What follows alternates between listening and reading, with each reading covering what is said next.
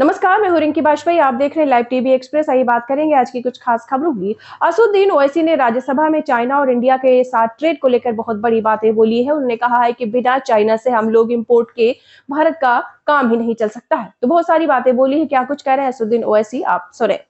25 साल में से 15 साल बीजेपी और एनडीए इख्तिदार पर है और यही बुनियादी वजह है कि आज एक ग्रेजुएट बेरोजगार है, किसान खुदकुशी कर रहे हैं। चीन से बगैर इंपोर्ट करे हमारे देश का निजाम नहीं चल सकता।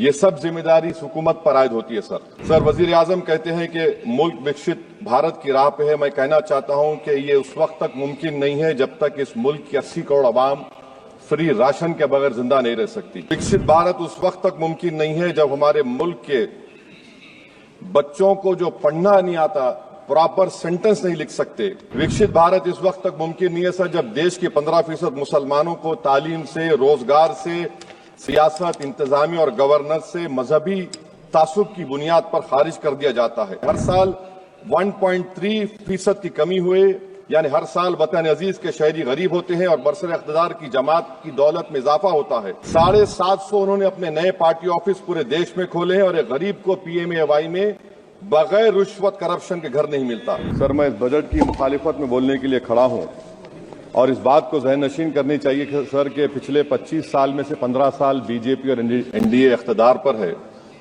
और यही बुनियादी वजह है कि आज एक ग्रेजुएट बेरोजगार है, किसान खुदकुशी कर रहे हैं, MSME बंद हो रहे हैं और चीन से बगैर इंपोर्ट करे हमारे देश का निजाम नहीं चल सकता। ये सब जिम्मेदारी इस हुकूमत पर आयद होती है।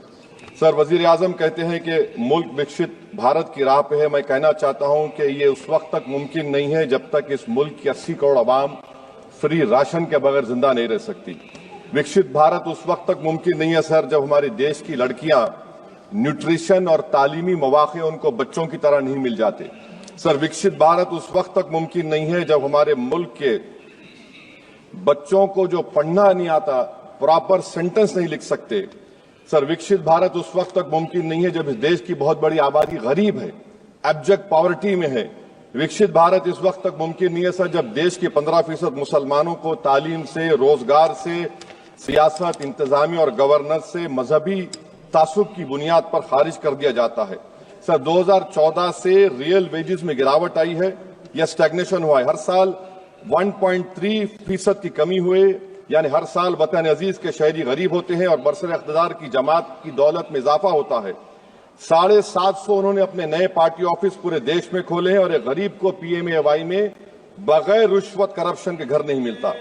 सर तनख्वाहों में कमी, गिरावट से सबसे ज्यादा नुकसान मुसलमान, दलित और आदिवासी को है क्योंकि इनमें सबसे ज्यादा गरीब हैं। सर मोदी हुकूमत ने इन तीनों तबकों के खिलाफ ऐलान जंग कर दिया। क्या मन की बात से एक औसत घराने को खाना मिलता है? सर वजीर आजम ने हालिया आवाम को, जनता को मशवरा दिया कि खाने के तेल में कमी करने से जिस्म का वजन कम होता है। सर मगर इस हुकूमत के मोटापे का अंदाजा लगाइए कि 2014 और 22 से मोदी हुकूमत ने एडवर्टाइजमेंट के ऊपर 3,260 करोड़ रुपए खर्चा किए। तो मालूम हुआ कि देश के प्रधानमंत्री मोदी जी एक एग्जाम वॉरियर भी हैं और एक डाइट कोच भी हैं। सर खाने के तेल का होलसेल प्राइस इंडेक्स 2014 में 104 था, 2022 में 182 हुआ, 2024 में 145 होता है। ये पॉलिसी हुकूमत किसके लिए बनाती है? गरीबों के लिए नहीं बनाती, हम जानते हैं।